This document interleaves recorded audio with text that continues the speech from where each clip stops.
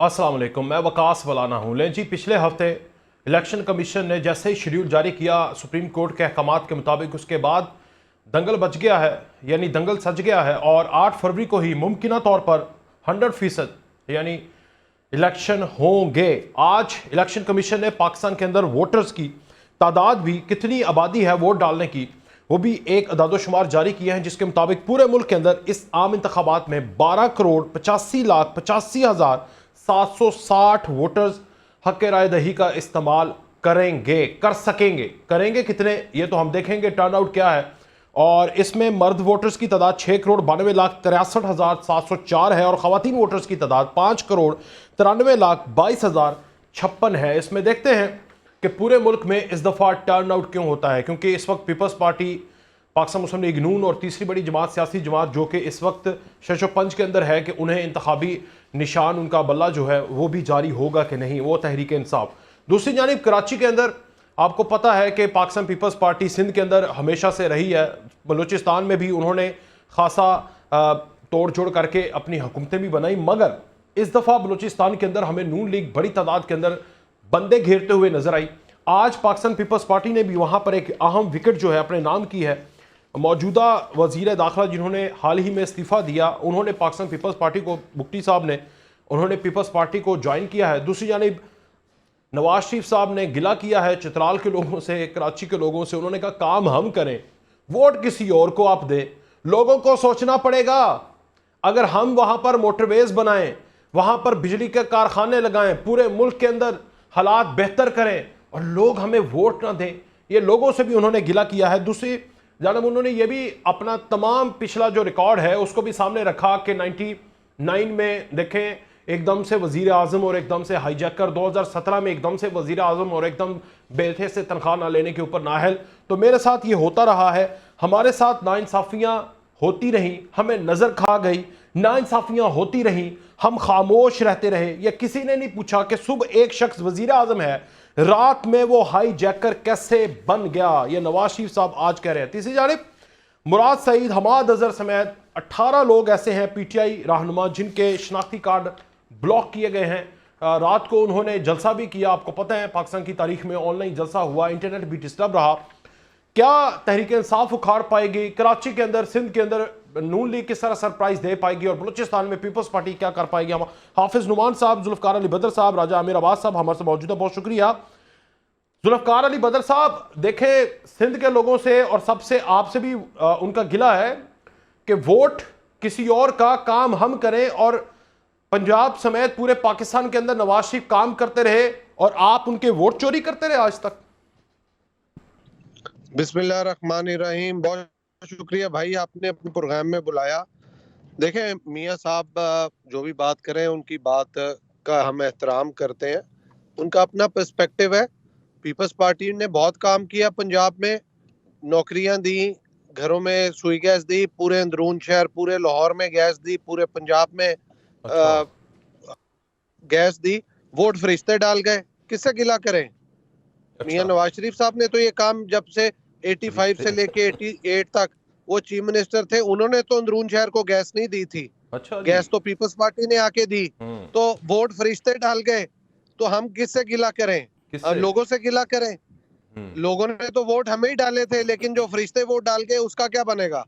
ठीक है, बात सवाल यह है है। मियाँ साहब को, बात मियाँ साहब करें मेरिट पे। मियाँ साहब को चाहिए था कि जितनी देर वो वजीर आजम रहे हैं इस मुल्क के अंदर बहुत बेहतरी ला सकते थे, मामलात को बेहतर कर सकते थे, क्यों नहीं किया उन्होंने? बात उन्होंने बेहतरी नहीं ला अपना पाए जो वो, उनके ऊपर केस था। हाँ, बेहतरी नहीं ला पाए, नवाज शरीफ बेहतरी नहीं ला पाए थे। बेहतरी तो भाई तब लाते ना कि आज इस मुल्क में टापी गैस पाइपलाइन चल रही होती, जो 2013 में पाकिस्तान पीपल्स पार्टी करके गई थी। ईरान गैस पाइपलाइन को आगे चलाया होता। सी पैक का प्रोजेक्ट आज तक गवादर, जो पीपल्स पार्टी की गवर्नमेंट चाइना को देके गई होती, उस प्रोजेक्ट को, गवादर को मजीद जो है इनहेंस किया होता ठीक। और सी पैक का प्रोजेक्ट कंप्लीट हुआ होता 4 ठीक। सालों में। टापी गैस पाइपलाइन जो है, जो अभी 2000 पिछले साल 22 के अंदर जाके, बल्कि 23 के अंदर मियाँ शहबाज शरीफ साहब ने जो है उसको फाइनलाइज किया। वो 10 साल आगे चली नहीं। तो ईरान गैस मसला ये है, जुल्फ़िकार पाइपलाइन साहब, ठीक है अगले साल यार, मेरी बात बात ये सुन लेना। जी जी सुनाए अगले साल $19 बिलियन हमें ईरान को देना है अगर ईरान गैस पाइपलाइन कंप्लीट ठीक प्रोजेक्ट है, ये नहीं तो होता। मैं आपकी सारी बातें बिल्कुल समझ गया ठीक है। हूं। मसला ये है कि अगर ईरान गैस फरिश्ते मैं नवाज सिर्फ बात इतनी जी करूंगा, जी जी मेरी बात सुन ले। सुनाए जी ईरान सुनाए। गैस पाइपलाइन ही अगर कंप्लीट हो जाती तो इस मुल्क के अंदर लोगों को सस्ती गैस हाउस होल्ड को मिलती, सस्ती गैस इंडस्ट्री को मिलती, उस सस्ती गैस से सस्ती बिजली बनती, सस्ती बिजली से आपकी जो प्रोडक्ट है चले पूरी इंडस्ट्री को सस्ती बिजली मिलती, आपका प्रोडक्ट सस्ता बनता, आपकी एक्सपोर्ट बढ़ती, आपका फॉरेन रेमिटेंस बढ़ती। अच्छा जी, आज जो मिसाइल देख रहे हैं ये मिसाइल आने नहीं थे। इसके ऊपर बात करें ना, इस इसके पे ऊपर बात क्यों नहीं करें बात मियां करते? साहब, क्यों नहीं करते? जो मियां साहब ने अच्छे काम किए हम तो कहेंगे अच्छा है। जो मियां साहब नहीं करके गए उसके बारे में बताएं, क्यों नहीं किया ईरान गैस पाइपलाइन क्यों का नहीं किया जी प्रोजेक्ट, हाफिज क्यों नहीं साहब? किया टापी गैस पाइपलाइन का प्रोजेक्ट? हाफिज साहब, ये कराची से और चित्राल से गिला छोड़े, ये बलोचिस्तान के साथ गिला छोड़े, लाहौर के अंदर आए, फरिश्ते आपको वोट डालते रहे, जो काम पीपल्स पार्टी करके गई वो आपने किए नहीं। कराची में तो कुछ भी नहीं किया आपने और वहां से लोगों से गिला कर रहे हैं, आपको लाहौर के लोगों ने वोट नहीं देना। देखें, बात यह है कि पहली बात है कि पाकिस्तान पीपल्स पार्टी तो पंजाब में तो उसका वजूद ही तकरीबन ना होने के बराबर है और बड़े लंबे अरसे से पंजाब में तो वो एग्जिस्ट ही नहीं कर रही। जहां तक तरक्याती कामों का मामला है वो मैं समझता हूं कि हर साहिब बसीरत और जो होशो हवास के अंदर इंसान होता है उसको इस बात से आगाह होना चाहिए कि अगर पाकिस्तान की 76 साल तारीख को एक तरफ रख दें और मोहम्मद नवाज शरीफ के इक़्तिदार के चंद साल एक तरफ रखते हैं तो तरक्याती कामों में मोहम्मद नवाज शरीफ के उस दौर का जो है पलड़ा भारी हो जाएगा। और इसमें कोई एक सेक्टर नहीं है। इंफ्रास्ट्रक्चर के मैदान में आप देख लें तो जिस तरह पूरे पाकिस्तान में मोटरवेज के और जो रूरल एरियाज की सड़कों के जो हजारहा किलोमीटर के जाल बिछाए गए, जो अंडर पासिस और जो ब्रिजेस बनाए गए, फिर हेल्थ सेक्टर में आप देख लें सिर्फ पंजाब में 200 से ज्यादा नए हॉस्पिटल्स बने। और हेल्थ सेक्टर के अंदर आप देखें कि हर हॉस्पिटल के अंदर बिजली जो दवाइयां जो थी वो फ्री और बिल्कुल उसकी अवेलेबिलिटी को यकीनी बनाया गया कि हर किस्म की दवाई, चाहे वो शुगर की दवाई हो, चाहे डायलिसिस की दवाई हो, चाहे कैंसर की दवाई हो, चाहे मुख्तलिफ किस्म की अद्वियात, जो इंसुलिन भी हो वो भी फ्री मुहैया की जाएगी। और इसके अलावा जो एजुकेशन के अंदर 200 से ज्यादा कॉलेजेस और यूनिवर्सिटीज जो हैं पिछले 10 साल के अंदर, जो 2008 से 2018 का टेन्योर था मोहम्मद शहबाज शरीफ का, उसके अंदर नए बनाए गए। और फिर इस बात को इंश्योर किया गया कि पंजाब के हर तालीमी इदारे के अंदर कंप्यूटर लैब होनी चाहिए, बच्चियों के स्कूलों में होम इकोनॉमिक्स लैब होनी चाहिए और पूरा इंफ्रास्ट्रक्चर जो था वो स्कूलों का नया बनाया गया। तो मैं समझता हूँ इसके अलावा जो सोशल सेक्टर है, इसके अलावा जो सी पैक का जो मंसूबा है ये पूरे मुल्की लेवल का मंसूबा, तो इस मंसूबे को तो इनिशिएटिव PMLN ने किया और PMLN के दौर के अंदर $75 अरब जो था वो 75 अरब डॉलर जो था वो आ रहा था सी पैक के मंसूबे से। और इतनी ही मालियत के जो आपके जेवीज हो रहे थे आपकी चाइना की कंपनीज के साथ, तकरीबन 70 से 80 अरब डॉलर के जो जेवीज हो रहे थे चाइना की कंपनीज के साथ, तो ये किसने किया? कराची की आज आप बात करते हैं तो कराची के अंदर अमनो अमान को जो बहाल किया है 2013 से 18 की टेन्योर के अंदर, वो किसके दौर में अमनो अमान बहाल हुआ है, किसकी कोशिश से बहाल हुआ है? क्या पीपल्स पार्टी ने अमनो अमान बहाल किया है? इसका क्रेडिट वाहिद जो है मोहम्मद नवाज शरीफ को जाता है। इंटीरियर सिंध के लिए बेशुमार प्रोजेक्ट PMLN ने मियां मोहम्मद नवाज शरीफ साहब ने बहसीयत वजीर आजम दिए हैं। तो इसलिए मैं समझता हूं कि मोहम्मद नवाज शरीफ की जो नजर वो पूरे पाकिस्तान के ऊपर है। और आज लोग इस बात पर एतमाद का इजहार कर रहे हैं कि आज लिसानी जमातें हों, आज कौमी जमातें हों, नेशनलिस्ट जमातें हों, आज मोहम्मद नवाज शरीफ की क़यादत के ऊपर एतमाद का इजहार कर रही हैं। अमनो अमान आपने बहाल किया, जिस जमात ने अमनो अमान को तबाह किया, जिसके खिलाफ आपने ऑपरेशन किया, उसे इत्तेहादी बना के बैठ गए आप। वो MQM। ये आप कौन बोल रहे हैं? एंकर पर्सन बोल रहे हैं? एंकर ही बोल रहा हूँ, और कौन बोल रहा है? मौलाना साहब हैं? हाँ जी जनाब, मैं ही बोलूंगा। मौलाना साहब बात कर रहे हैं? जी जी जी जी जी मौलाना साहब दोबारा बात करें। अच्छा, मैं कह रहा हूं कि कराची का अमनो अमान मान लिया आपने बहाल किया, जिसने कराची के अमनो अमान को दांव पे लगाया। आपकी आवाज जो थी वो आपकी जो आवाज है वो अली बदर साहब की आवाज से काफी मिलने लग गई, तो मुझे कंफ्यूजन हो गई थी कि अली बदर साहब बात कर रहे हैं। मिलाए मुझे मिलाए, मैं कोई सवाल अच्छा वाला करूंगा ना तो आपने कहना तुम पीपल्स पार्टी के हो। हाफिज साहब सुने जरा, मैं कह रहा हूं कराची का अमन अमान अगर आप लोगों ने बहाल किया तो जिसने खराब किया वो बात यह है कि देखिए कराची का बिल्कुल मैं समझता हूं कि आपकी बात बिल्कुल ठीक है। कराची का अमन अमान बहाल किया और इस अमन अमान की बदहाली में जिस जमात का रोल था आपने देखा कि उनकी क़यादत ही टोटल वो नहीं रही। अच्छा। वो जमात ही अब तब्दील हो गई है और वो जो इस सारे फसादात के जिम्मेदार थे वो तो आज मुल्क के अंदर है ही नहीं रहा ना। अल्ताफ हुसैन साहब इस मुल्क में नहीं है। तो अगर मैं देखें मैं ये समझता हूं कि आप किसी भी ऐसी पार्टी को जिस पर आवाम को एतमाद हो आप उसको इलेक्शन से तो आउट नहीं कर सकते। हाँ, तो तहरीक आप उसको अमन अमान के दायरे में चेयरमैन तहरीक इंसाफ वाला तो नहीं रहा, नया आ गया तो उसके ऊपर भी आवाम का एतमाद है। आपने कल जलसा भी उनका देखा होगा तो उसके साथ भी इत्तेहाद कर ले। इसी किसका जलसा देखा है? मैं कह रहा हूं कि आपको मेरी आवाज मेरे ख्याल से सही नहीं आ रही। अगर इसी फॉर्मूले पे आपके फॉर्मूले पे हम बात कर लें एमक्यूएम के साथ कि उनकी कायद उनका बदल गया, नया कायद आ गया, मुत्तहिदा के साथ पाकिस्तान का लफ्ज आ गया, तो चेयरमैन तहरीक इंसाफ जो डयाला के अंदर है वो तो फारिग हो गया ना। तो नया चेयरमैन तहरीक इंसाफ आ गया, वकील है, उसके करैक्टर के ऊपर दाग भी नहीं है, तो उसके साथ भी इत्तेहाद कर ले। अवाम का एतमाद तो उसके ऊपर भी है ना। तो हमें तो कोई ठीक है अपना ये मैदान के अंदर आए। और अभी 9 मई का वाकया कोई दूर तो नहीं गुजरा कि 9 मई में जिस तरह इन्होंने शहदा की यादगारों पे हमले किए हैं और 9 मई को जिस तरह इन्होंने पाकिस्तान की एस्टेब्लिशमेंट के ऊपर हमले किए हैं, तो मेरा ख्याल 9 मई अभी दूर तो नहीं गया। तो ये लोग जो हैं अगर इन्होंने अपने चेयरमैन को माइनस कर दिया है तो ठीक है, ये मैदान के अंदर आए और आके मुकाबला करें, हमें तो कोई इतराज नहीं है। अगर ये बीइंग अ पॉलिटिकल पार्टी मैदान में आते हैं, ये आए पब्लिक के पास जाएं और वोट लेकर दिखाएं। नहीं जी राजा साहब, आपको क्या लगता है सर किसने ज्यादा काम किया पंजाब के अंदर? पाकिस्तान मुस्लिम लीग नून पंजाब की रही या पंजाब से बाहर भी रही? और इस दफा आपको नजर आ रही है पंजाब से बाहर जाएगी, क्योंकि वो कराची का काम भी गिनवा रहे हैं, वो बलोचिस्तान का भी गिनवा रहे हैं।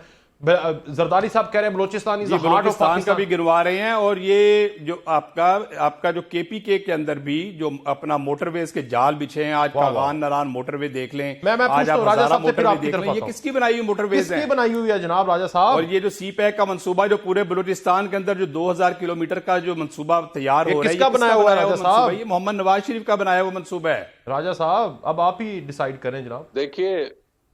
देखिए ये डिसाइड तो अवाम करेगी और आने वाले इलेक्शन में करेगी। और मियां साहब का गिला बजा है कि जी काम अगर वो करते हैं तो वोट कहीं और पड़ जाते हैं। और ये अवाम के मैं समझता हूं कि सोचने की बात नहीं, ये मियां साहब के सोचने की बात है कि अब वो वाली सोच शायद बदल गई है कि जहां पे ये सोच थी कि जी खांदा है ते लांदा भी है। क्योंकि अवाम अब समझती है कि जी काम बेशक रोडों के जाल आपको नजर आए, मोटरवेज नजर आए, सीपैक अगर हम देखते हैं तो जरदारी साहब ने शुरू किया, फिर noon league, and it's a continuous process. और पंजाब में जो इशू हुआ, पंजाब में लाहौर को सिर्फ अगर पंजाब समझा गया तो ये एक ऐसा एलिमेंट था कि जिस पे साउथ पंजाब, राजा साहब आप बिल्कुल गलत बात कह रहे हैं। और ये पूरा अक्रॉस द पंजाब और अक्रॉस द पाकिस्तान डेवलपमेंट के प्रोजेक्ट हुए हैं। आप बिल्कुल गलत खिलाफ बातें कर रहे हैं। और अगर आपने एक बात तो आप एनालिस्ट के बजाय आप एक पार्टी बन के बात कर रहे हैं, नहीं आपकी बात ही गलत है, टोटल आप गलत बात कर रहे हैं। आपको नजर नहीं आता कि पूरे पाकिस्तान के अंदर इंफ्रास्ट्रक्चर के जाल किसने बिछाए हैं? और आप कैसे ब्लेम कर सकते हैं कि जी खांदा भी है तो लांदा भी है? आप कैसे ये डायलॉग मार सकते हैं? आप डायलॉग बाजी कर रहे हैं यहाँ पे बैठ के। डायलॉग आप डायलॉग मारने आए हैं कि आप कोई एनालिस्ट हैं? नहीं, आप उन्हें कोई बॉलीवुड का हीरो समझ रहे हैं। आप अपनी टोन ठीक करें ना, आप अपनी टोन ठीक करें ना। आप अपने आपके अल्फाज गलत है कि खांदा भी है तो लांदा भी है। आप ब्लेम गेम कर रहे हैं, आप इल्जाम तराशी कर रहे हैं बिला वजह। चले अब राजा साहब को बोलने नहीं कर रहा, अभी भी वो नाअहल है। आपके इल्म में है कि इस वक्त वो इलेक्शन नहीं लड़ सकते। और वो इलेक्शन क्यों नहीं लड़ सकते कि सादिक और अमीन सुप्रीम कोर्ट ऑफ पाकिस्तान ने कहा है कि ये शख्स नहीं है अभी भी। आप अभी भी ये इस मुल्क की अदलिया जिसको इंशाल्लाह वो तभी इलेक्शन लड़ेंगे जब उनको सुप्रीम कोर्ट बहाल करेगी, तभी वो इलेक्शन लड़ेंगे इंशाल्लाह। आप बेफिक्र हो, इंशाल्लाह वो वक्त भी आ जाएगा। नहीं है ना जी राजा साहब सही कह रहे हैं जनाब। उन पे जो एलिगेशन है, एलिगेशन नहीं है, एक 5 जजेस की जजमेंट है कि मियां नवाज शरीफ, सादिक और अमीन नहीं है। मेरी बात सुने, वो जजेस के जो जजमेंट है वो तो अब जजेस जो है वो खुद कह रहे हैं और पूरी जुडिशरी से बात उठ रही है कि उस जो एक फैसला था जो मोहम्मद नवाज शरीफ के को डिस्क्वालीफाई करने के लिए किया गया, उसकी तो कोई एक रद्दी की टोकरी के बराबर उसकी अहमियत नहीं है, और इंशाल्लाह वो फैसला रिवर्स होगा और यही जो तरह करके दिखाएगी। लो जी, सुप्रीम कोर्ट पूरी दुनिया के जुडिशरी का जो सिस्टम है उसने इस बात का ऐलान किया है कि ये फैसला जो है ये रद्दी में की टोकरी में फेंकने के काबिल है। जो इलेक्टेड वजीर आजम को एक बेटे से तनख्वाह ना लेने की बुनियाद पर जो डिस्क्वालीफाई किया गया है, तो ये फैसले तो सबके सामने अब आ चुके हैं। आप किस दुनिया के अंदर रह रहे हैं और किस दुनिया की बात कर रहे हैं? किस दुनिया? मैं उसी दुनिया में रह रहा हूं जिसमें लंदन की अखबारों में pirates of the paint house के बारे में लिखा गया। मैं उसी दुनिया में रह रहा हूं, कनाडा यूनिवर्सिटी में, जहां बताया गया जी लंदन के अंदर जो केस किया था आपकी पीटीआई ने जो लंदन में केस किया था उसको मुंह की खानी पड़ी है, और लंदन की अदालत ने वो फैसला मोहम्मद शहबाज शरीफ के हक में किया है। मोहम्मद शहबाज शरीफ के हक में फैसला किया है और पीटीआई के लोगों के खिलाफ फैसला किया है। जी राजा साहब, यार गलत बात तो ना करें, गलत बात क्यों कर रहे हैं? अच्छा, गलत बात नहीं करेंगे राजा साहब, आप सही बात करेंगे। आप भी पार्टी बने हुए हैं, मैं कहां बात कर रहे हैं? खुदा का वास्ता है यार, मैं सवाल भी ना पूछूं, छोड़ दूं, फिर घर चला जाऊं। जी राजा साहब, आप सारी गलत बातें करें यार, करें तो सही, बातें तो करें, गलत करें तो सही। राजा साहब देखिए, पहली बात तो है कि ये साहब जो बैठे हैं, मैं इनको जवाब देने के लिए नहीं बैठा, और ना मैं कोई पीटीआई का नुमाइंदा हूं। भले से पीटीआई के करप्शन के चार्जेस हैं तो उसको पकड़ें, ठीक है, और अदालतों में गए हुए हैं। मैं बात कर रहा हूं रिकॉर्ड की, ठीक है। मैं बात कर रहा हूं कि एयरपोर्ट पे जिस अंदाज में नादरा के दफ्तर आए, नादरा वाले आए, जिस अंदाज में I am a law student, मुझे शायद एज ए स्टूडेंट इन्हें इल्म ज्यादा होगा अदालतों का और जजेस का, थोड़ा बहुत हमें भी 30-32 साल में इल्म है, जजमेंट्स को हम भी समझते हैं। बहरहाल ये बात है कि बात हो रही थी कि काम के हवाले से अब हमने देखना है कि उसका रिजल्ट क्या आएगा। उसका रिजल्ट यही आएगा कि जैसे इन्होंने वर्डिक्ट दे दिया कि पीपल्स पार्टी तो खत्म होगी पंजाब में, भाई खत्म होगी, तो अगर पीपल्स पार्टी जिसका गढ़ लाहौर था जहां से वो बनी थी, नहीं कहा, लेकिन बहुत कमजोर हो गई है, मैंने ये कहा है कमजोर है, मैंने ये कहा है, तो इसी खत्म होने से मैंने कहा, इसी हिसाब से इसी लाहौर से पार्टी बनी थी, इसी हिसाब से हमें नजर आ रहा है कि अब जो सा है वहां पे नून लीग की पोजीशन भी, अगर मेरा आप एनालिसिस लेते हैं या जो पोल्स देखते हैं तो उसमें वो कमजोर ही आपको नजर आएगी। बाकी इलेक्शन, मैं लाहौर शहर की बात कर रहा हूं। लाहौर के अंदर कमजोर होगी नून लीग? नहीं राज साहब, ये तो आप बाइस्ड लग रहे हैं मुझे।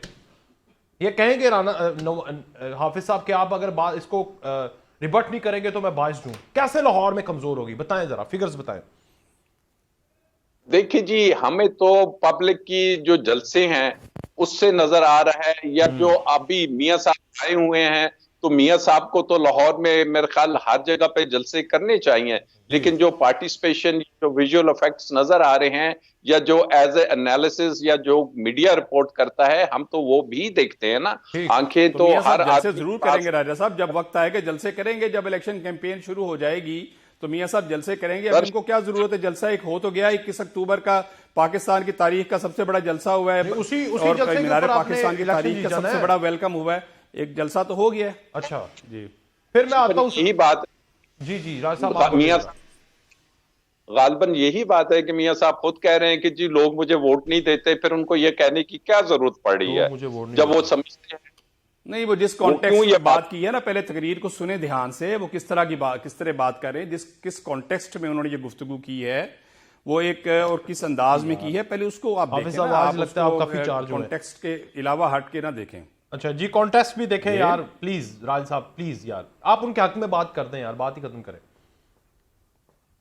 देखिए जी, मियां साहब बिल्कुल उनके हक में ये बात एज ए लॉ स्टूडेंट जाती है कि मियां साहब के जैसे वो कह रहे हैं कि जी मैं जब था तो मुझे हाईजैकर बना दिया, तो बिल्कुल ये केस बनाया गया जी, और उस केस को फिर तकरीबन कितने हजार दिनों के बाद सुप्रीम कोर्ट ने कंडोन करके उनकी सजा खत्म की, ये भी हमारे सामने है। तो ये जो हमारा पॉलिटिकल सिस्टम है, उनको ये अब गालिबन 3 दफा वजीर आजम बन चुके हैं, ये चीज समझ आ जानी चाहिए कि केस बनते कैसे हैं, केस खत्म कैसे होते हैं, और केस बनाने की क्या वजह होती है। तो इसलिए अब इलेक्शंस आ गए हैं, तो आई थिंक वे फॉरवर्ड यही है कि इलेक्शन में, लेकिन राज साहब मैं फिर बदर साहब की तरफ जाऊंगा। एक बात तो अच्छी है ना कि इस तकरीर के अंदर तकरीर ऐसी होनी चाहिए जहां पर लोग अपने काम गिनवाएं, नाइंसाफियां भी गिनवा दें लेकिन ज्यादा काम गिनवाएं, रादर के आप एक दूसरे के ऊपर इल्जाम लगाएं।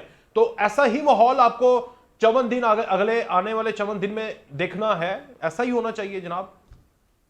बिल्कुल, देखिए काम भी गिनवाने चाहिए, वो तो पास्ट की बात है ना। आपको फ्यूचर की इकोनॉमी की दुरुस्त करने की भी बात करनी चाहिए। और फिर जो अवाम के साथ, अब आप ये तो कह रहे हैं कि जी मुझे क्यों हाईजैकर बनाया या मुझे बेटे से तनख्वाह ना लेने पे क्यों निकाला, लेकिन क्यों के बाद जो आपने नैरेटिव लिया था, फिर आप अवाम को क्यों का जवाब भी दे दें कि जनाब ये क्यों निकाला था और आइंदा से ये काम नहीं होगा, और जिन्होंने निकाला था को हम कटहरे में भी लेके आएंगे। क्यों निकाला, ठीक है। बदर साहब मैं आता हूं हाफिज साहब आपकी तरफ। बदर साहब एक तो अपना मुखड़ा दिखाएं यार, आप जरा वीडियो के ऊपर आए, और दूसरा ये एक बात तो सच है ना कि नवाज शरीफ कह रहे हैं हमें तो नजर ही खा गई, हमारे साथ नाइंसाफियां होती रही, हम खामोश रहे। इस दफा आप समझ रहे हैं कि नवाज शरीफ उनके साथ मिलकर आपके साथ नाइंसाफी कर रहे हैं, ऐसा ही है? देखिए, असल हम तो मियां साहब की इज्जत करते हैं। असल बात यह है कि मैं पहले वाली सवाल का जवाब दे दूं। हाफिज साहब ने जो बात की थी, हैवी इंडस्ट्री टैक्स ला से लेके पीओएफ फैक्ट्री, पाकिस्तान को एटमी कुव्वत, फिर नादरा का डिपार्टमेंट, फिर बीआईएसपी, फिर robotics, cyber knife, SIUT, Gambat institute, और इस तरह के बहुत सारे इदारे जो पीपल्स पार्टी ने इदारे बनाए हैं और उन इदारों को चलाया। 6 दुनिया के 6 centre for world different reasons बनाए भुट्टो साहब ने, फिर पाकिस्तान स्टडी सेंटर बनाया। ये सारे इंस्टीट्यूट वो हैं जिसके अंदर पढ़ाई लिखाई थिंक टैंक्स के हवाले से काम होता रहा। नादरा का एक महकमा ऐसा बताएं जो कभी पीपल्स पार्टी की गवर्नमेंट से पहले बना हो। बीआईएसपी जैसा महकमा बना। अगर कोई अच्छा काम करता है उसके काम को अप्रिशिएट करना चाहिए, और जो काम कोई दूसरा करता है उसको भी अप्रिशिएट करना चाहिए। मैंने तो पहले भी कहा कि हम मियां साहब ने जो अच्छा काम किया है उसको अच्छा कहेंगे, लेकिन जो बात आती है मेरिट के ऊपर कि 1990 में असगर खान केस का फैसला देख लें कि पीपल्स पार्टी को तो उस टाइम पे पीपल्स पार्टी इलेक्शन जीती थी, पीपल्स पार्टी को मनूवर करके हराया गया। 93 में भी इस तरह ही हुआ, फिर 97 में भी ऐसा हुआ, फिर 2002 में, 2008 में, 13 में, 18 में। अब इस सारे मामले के अंदर अब जब मियां साहब ये बात करते हैं, बिल्कुल मियां साहब के साथ ज्यादती हुई, लेकिन मियां साहब को ये बात समझने की जरूरत है कि अगर मियां साहब के साथ ज्यादती हुई, जिन लोगों ने ज्यादती की, आज मियां साहब फिर उन्हीं के साथ मिलके वापस आ रहे हैं और मियां साहब उन्हीं से फैसिलिटेशन ले रहे हैं।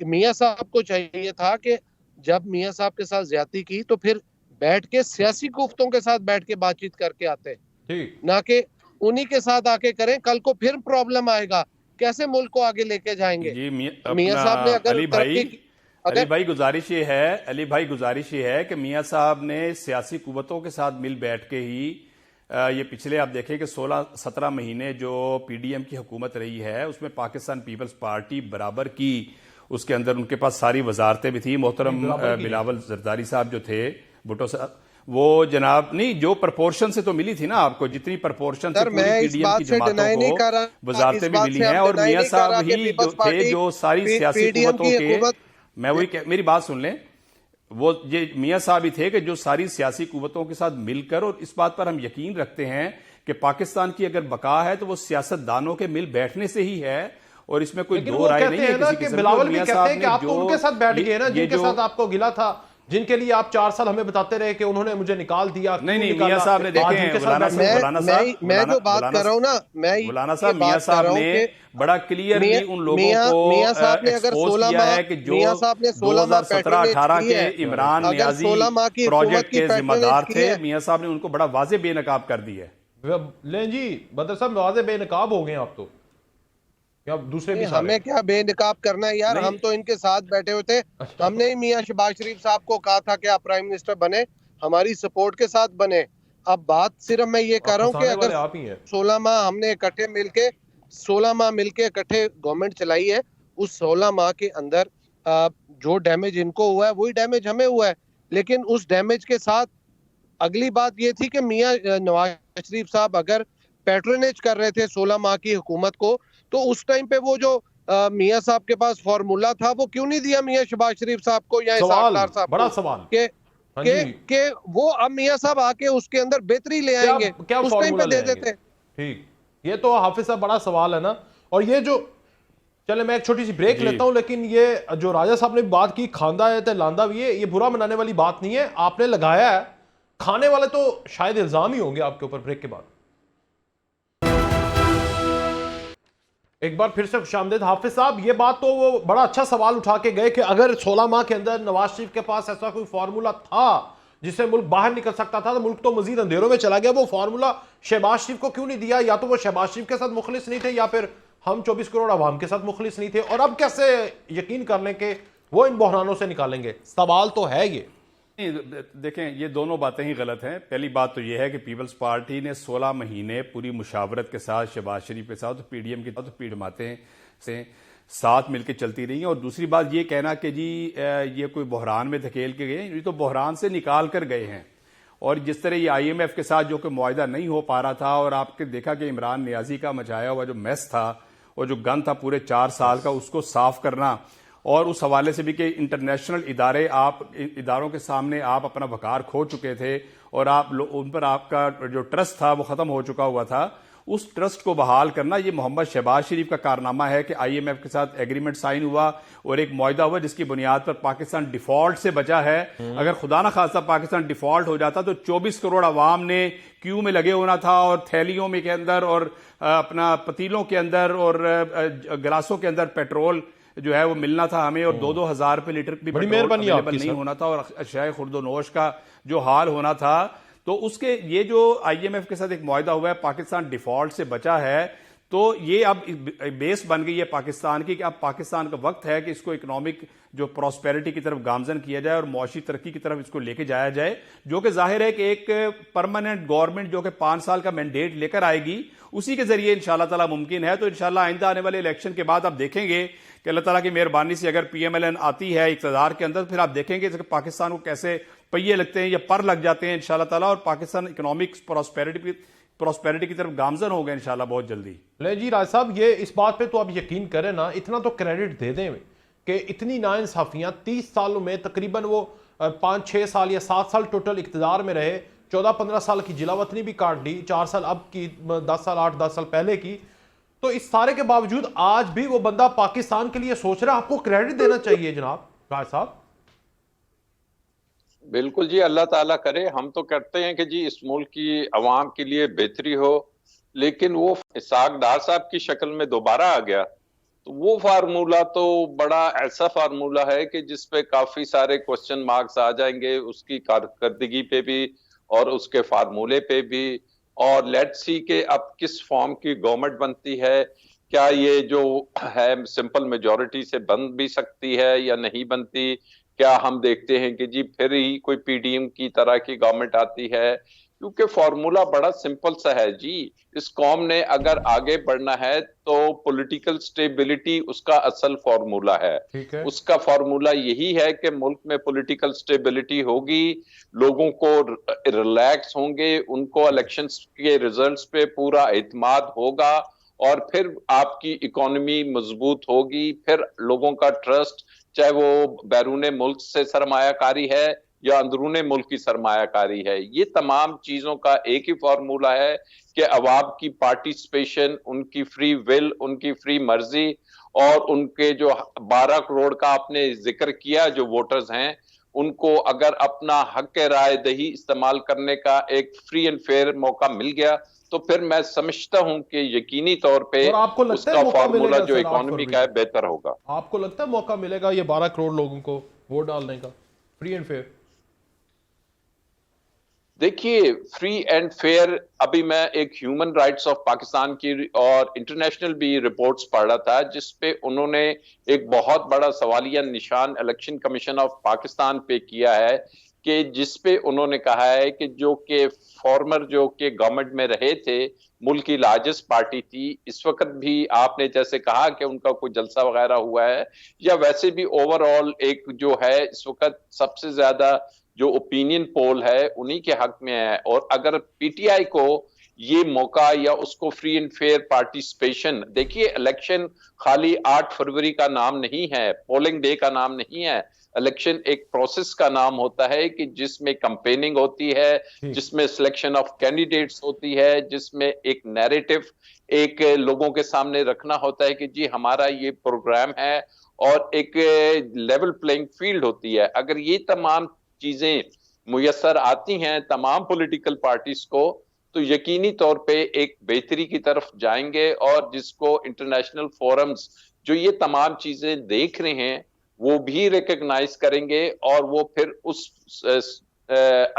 प्रोसेस के नतीजे में जो हुकूमत आती है उससे एक बड़े कॉन्फिडेंस के साथ बात भी की जा सकेगी, और गवर्नमेंट के पास भी कॉन्फिडेंस होगा। ठीक, अली बदर साहब सुन पा रहे हैं? अली बदर साहब, ठीक, अली बदर साहब को आवाज नहीं जा रही। हाफिज साहब आप मुझे बताएं यार, ये पीपल्स पार्टी ने सिंध के अंदर सरफराज भुट्टी को शामिल किया, बलूचिस्तान में सरफराज भुट्टी को पार्टी में शामिल कर लिया, और आसिफ अली जरदारी तो कह रहे थे कि हम बलूचिस्तान को 10% ज्यादा बेहतर कर देंगे, ये हार्ट ऑफ पाकिस्तान है, इसको बेहतर कर देंगे। आप बताएं, आप बलूचिस्तान को लेट्स सपोज हुकूमत आती है तो लाहौर जैसा बनाएंगे किसी भी इलाके, कोयटा को इवन? ये सवाल है।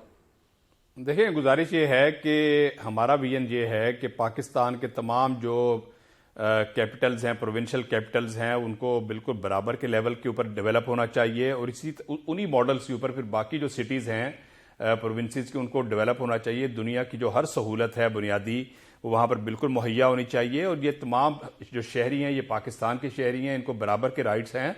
और जहाँ पर आपने सरफराज भुट्टी साहब की बात की है तो उनकी फ्री विल है, जैसे वो मुनासिब समझें, हमारे लिए काबिल एहतराम है। अगर उन्होंने पीपल्स पार्टी में शमूलियत का ऐलान किया है तो इसमें कोई मुज़ायका नहीं है, उनकी अपना नज़रिया है, अपनी सोच है, तो ये बिल्कुल फ्री एंड फेयर मैं समझता हूँ कि एक माहौल के अंदर तमाम पार्टीज इलेक्शन लड़ेंगी इंशाल्लाह ताला। आगे आने वाले दिनों के अंदर आप देखेंगे कि कोई किसी किस्म का, मैं तो नहीं समझता कि कोई ऐसा कोई कदगन होगा किसी के ऊपर कि जनाब वो फ्रीली इलेक्शन नहीं लड़ सकेगा। और जहाँ पर ये जो सर्वेज की बात हो रही है ये फैब्रिकेटेड सर्वेज हैं, और जो आपका जो ये सोशल मीडिया के जो कि जिसको मैन्यूवर किया जाता है, और जो एक एक शख्स जो होता है वो 5-5 हज़ार और 10-10 हज़ार अकाउंट चला रहा होता है, उसके उस सर्वेज की बुनियाद के ऊपर एक फैब्रिकेटेड जो अपना आपके जो सर्वेज हैं उसकी बुनियाद पर यह कहना कि जी फलां पार्टी की अक्सरियत, और बैठे बैठाए घर के अंदर ही उनकी अक्सरियत भी बन जाती है, और फिर ये कहने वाले अपने आप को कहते हैं जी कि हम तो बड़े न्यूट्रल लोग हैं। मैं समझता हूँ कि ये मुनासिब बात नहीं है। अगर उनके अंदर, अगर वो मैदान अमल के अंदर मौजूद हैं, मैदान अमल के अंदर आएँ, अपनी वो कागजात नामजदगी जमा करवाएं,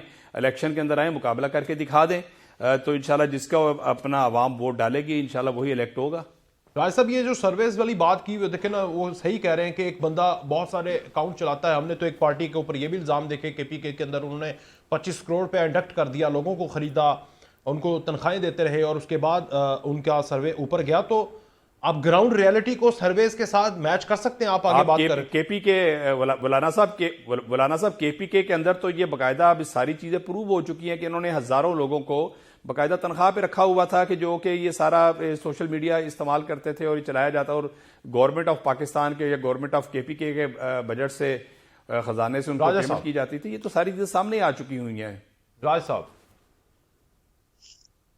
हाँ जी, चलें ग्राउंड रियलिटीज की बात कर लेते हैं कि जब बाय इलेक्शंस आपको याद होंगे, ठीक है, पंजाब में तकरीबन 20 सीटों पे इलेक्शंस हुए, हुकूमत भी गालिबन हमजा की थी, और हमें ये तवक्का थी कि जी हुकूमत के होते हुए अब पीपल्स पे पीटीआई पे तो उनकी बैड गवर्नेंस और महंगाई की वजह से उस गवर्नमेंट के खिलाफ वोट ऑफ नो कॉन्फिडेंस आया, और फिर भी जो ग्राउंड रियलिटीज नजर आई तो वो आपके भी सामने है। मुझे दोहराने की जरूरत नहीं कि कितनी सीट्स लेके गई उन पीटीआई की पार्टी। तो ये चीजें तो कह रहे हैं हमारे साथ उस वक्त जनरल बाजवा हाथ कर गए थे, ये नून लीग कहती रही है, मैं नहीं कह रहा, वो कहते रहे। चले, ये मुझे नहीं पता कि वो क्या हाथ कर गए थे, कोई बता दें कि क्या हाथ कर गए थे। चले, ये भी क्लियर हो जाएगा कि क्या हाथ किया जनरल बाजवा ने, और कब कब किया और किस तरह से किया। ये डिटेल तो बहुत इंटरेस्टिंग होगी। लेट्स हियर इट, सुनते हैं क्या डिटेल है। जी हाफिज साहब आप बात करें, फिर मैं अली बदर साहब की तरफ जाऊंगा जरा बलूचिस्तान का। जी बदर हाफिज साहब। हाँ जी, बताएं ना क्या ग्राउंड रियलिटी यार। आप जी, तो जी, 2022 में जी। देख लिया हमने आपकी ग्राउंड रियलिटी। 20 में से 15-17 सीटें हार गए थे आप। क्या क्या ग्राउंड रियलिटी देखी है? क्या ग्राउंड रियलिटी थी आपकी बाय इलेक्शन 2022 के, जब हमजा शहबाज शरीफ जो सीएम थे उसके बाद तख्ते से चले गए घर सीधा। क्या ग्राउंड रियलिटी आपकी? मेरा ख्याल है कि राजा आमिर साहब ने बिल्कुल सही पॉइंट आउट किया, बल्कि आपने सही पॉइंट आउट किया कि जो रियलिटी थी और जो जुलाई 2022 के जो बाई इलेक्शंस थे उसके अंदर जो चीज़ें हुई थी और जो हैपनिंग हुई थी वो आपके सारा इल्म में है। और मैं आपको बताना चाह रहा हूं कि इससे पहले जब इमरान नियाजी साहब की हुकूमत थी तो पाकिस्तान के सारे ही ज़िमनी इंतखाबात के अंदर पीटीआई को पे दर पे शिकस्तें हुई थी। असल देखें, ये जब इनकी प्रॉपर गवर्नमेंट मौजूद थी और जब ये पूरी पावर के अंदर थे तो पाकिस्तान के सारे ज़िमनी इंतखाबात में इनको शिकस्त फाश हुई थी। तो बात ये है कि ये एक, मैं समझता हूं कि आज के हालात को, अब आप जुलाई 2022 तो गुजर गया हुआ है, अब इस वक्त दिसंबर 2023 है, 1.5 साल गुजर चुका है। आप आज के हालात के मुताबिक जो है आप एक बिल्कुल न्यूट्रल सर्वे करें, आप बिल्कुल अपनी इम्पार्शल आप ओपिनियन यहां पर लेकर आएं, तो आपको महसूस होगा कि अल्लाह ताला की मेहरबानी से अब हालात जो हैं वो इस हवाले से बड़े क्लियर हैं कि लोगों को इस बात का इदराक हो चुका हुआ है कि इमरान नियाजी साहब ने जिस अंदाज के अंदर, किस बेस पे आप कह रहे हैं कि इमरान नियाजी साहब ने, मेरी बात सुन लेना, कि इमरान नियाजी साहब ने इस मुल्क के अंदर जिस तरह नौजवानों को, जहनों को मसमूम किया, जिस तरह माँ और बहनों के जहनों को खराब किया और जिस तरह मीडिया को इस्तेमाल करके उन्होंने लोगों को वायलेंस की राह दिखाई और वायलेंस की तरफ आमादा किया, जिसका रिजल्ट 9 मई के वायलेंस की शक्ल के अंदर निकला, जो कि टोटली मैं समझता हूं अनएक्सेप्टेबल था।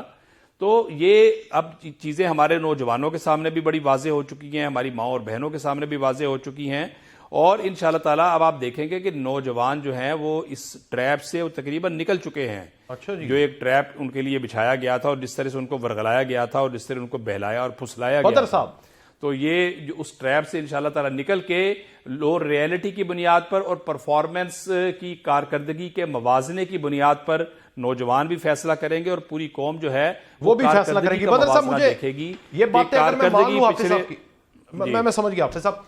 बदर साहब, अगर हाफिज साहब की बातें मान ली जाएं, राजा साहब की बातों को जरा थोड़ा साइड पे रख लें, जो इम्पार्शियलिटी की वो बात करें, मैं हाफिज साहब की बातें मान लूं और जो सदाकत भी नजर आ रही है, तो आप हौसला कर लें, बर्दाश्त कर लें, सब्र कर लें। इस दफा आपकी बारी नहीं है जनाब, या तो अपोजिशन में बैठें या फिर इत्तेहाद में नून लीग के साथ बैठ के हुकूमत बना लीजिएगा, लेकिन हौसला रखें। इस दफा आप नहीं है, जो मुझे उन्होंने बताया, अवाम तो उनके साथ।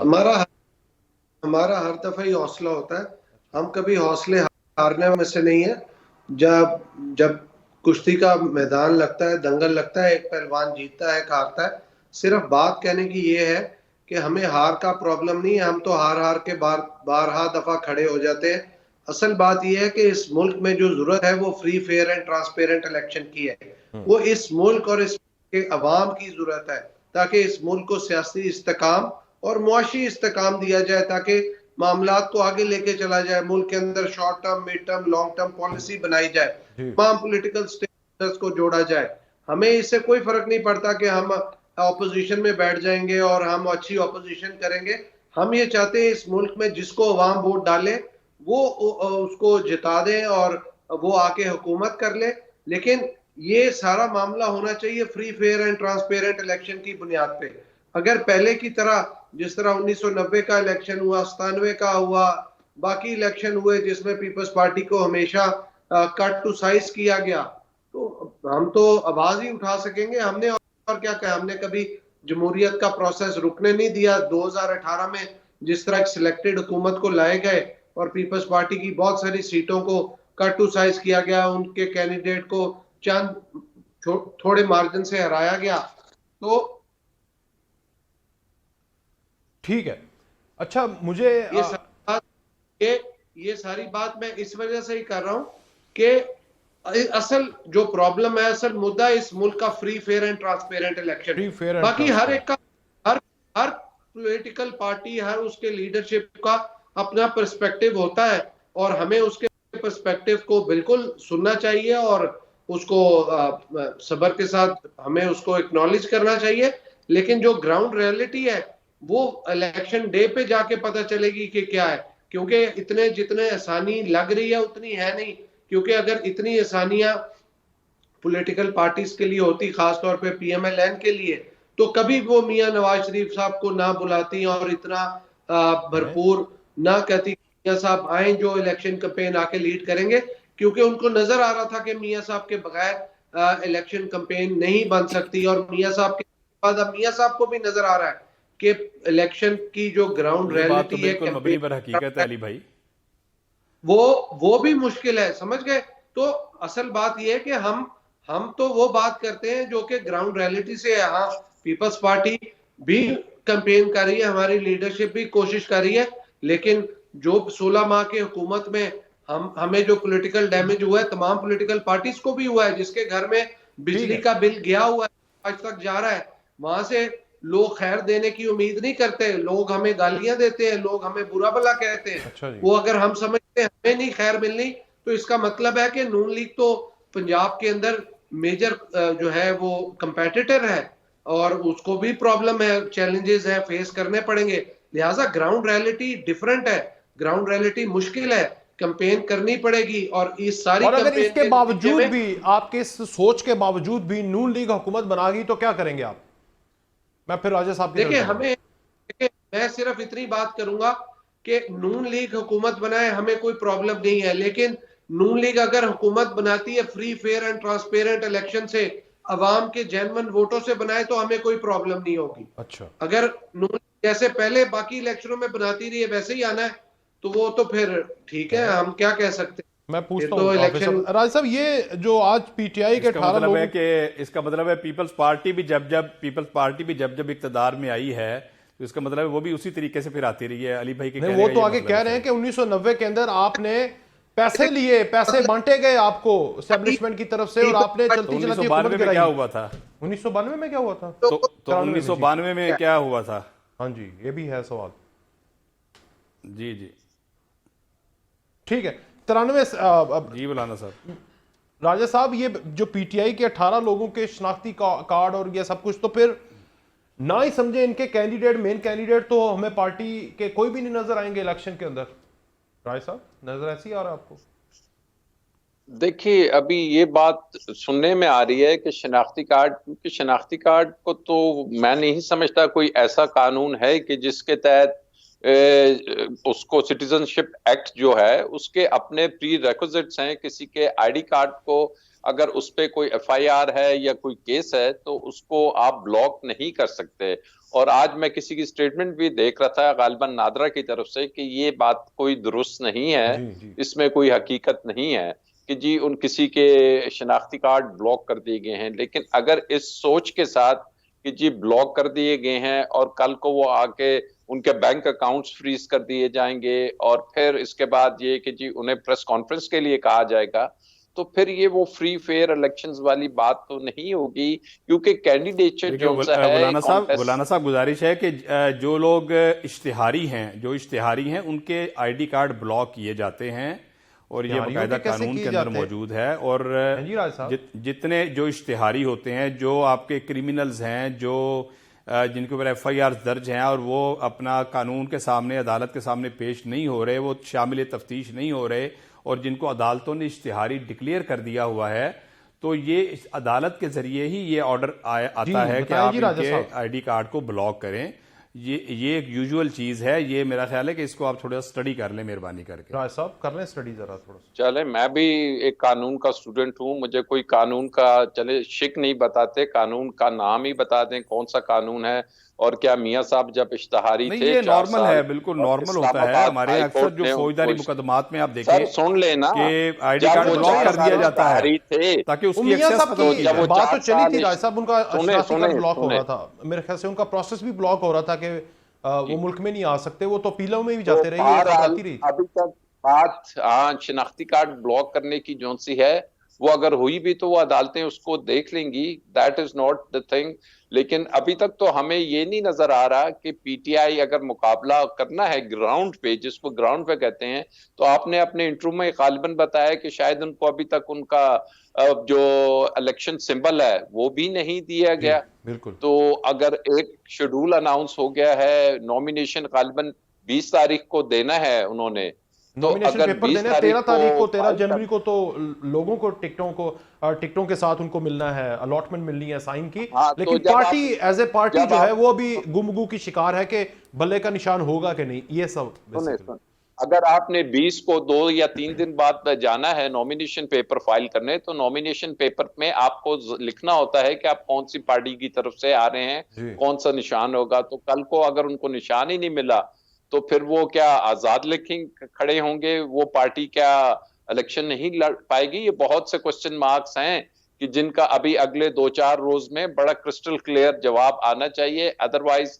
कि जो सवालिया निशान है वो डेफिनेटली रहेगा, और उसको फिर क्या एक्सेप्ट किया जाएगा ऐसे रिजल्ट्स को जिसमें इस किस्म के तरीके से इलेक्शंस होंगे? तो दैट इज समथिंग कि जो कि इलेक्शन कमीशन को मैं समझता हूं सीरियसली सोचना चाहिए। हाफिज साहब ये बात तो सही कर रहे हैं ना कि आपके साथ 2018 में ऐसे हुआ, लेकिन आपके साथ ना पार्टी का सिंबल छीना गया, ना ही इस तरह लोगों को अगवा किया गया बकौल पीटीआई के, ना ही आपको इस तरह बस आपके एक बंदे के साथ हुआ, उनके भी एक बंदे के साथ हुआ, लेकिन उनकी पूरी पार्टी को नुकरे लाइन लगा के नहीं, उनको तो इलेक्शन में नहीं जाने कौन- दिया जा रहा। कौन- बकौल देखिए, पीटीआई के मौलाना ये गिला साहब उनका। मौलाना आपको साहब उनके कौन किसी साथ से आवाज सिंबल उठानी छीन चाहिए रहा है? जमहूरियत के हक कौन में। किसी, देखें मेरी बात सुने ना, कौन किसी से सिंबल छीन रहा है? इलेक्शन कमीशन ऑफ पाकिस्तान ने उनको एक कानूनी जो एक प्रोसीजर है वो अडॉप्ट करने का कहा है। अगर वो प्रोसीजर अडॉप्ट कर लेंगे और इलेक्शन कमीशन को सेटिस्फाई कर दें तो वो उनको निशान भी मिल जाएगा, सब कुछ मिल जाएगा। तो इसमें कौन किसी से छीन रहा है? इसमें कोई क्या कोई पीएमएलएन इसके अंदर इन्वॉल्व है कि इनसे बल्ले का निशान छीना जाए? मेरा ख्याल है कि ये जो कानूनी जिम्मेदारी है अपनी वो अदा करें और जाके निशान ले लें, हमें तो कोई इतराज नहीं है। ठीक है बदर साहब, आप भी यही समझते हैं? क्या चीज? यही कि कानूनी तौर पर अगर उनसे बल्ले का निशान छीन गया तो नो प्रॉब्लम? नहीं, बल्ले का निशान तो मुझे लग रहा है कि उनको देंगे, बल्ले का निशान नहीं छीनेंगे, क्योंकि उनके कैंडिडेट को इतना तो मौका देंगे कि वो अपने निशान पे इलेक्शन लड़ सकें। ठीक है, बहुत शुक्रिया बदर साहब, आपका भी बहुत शुक्रिया। आला साहब बहुत शुक्रिया। हाफिज साहब, आज के प्रोग्राम से इतना ही, इजाज़त, अल्लाह हाफिज।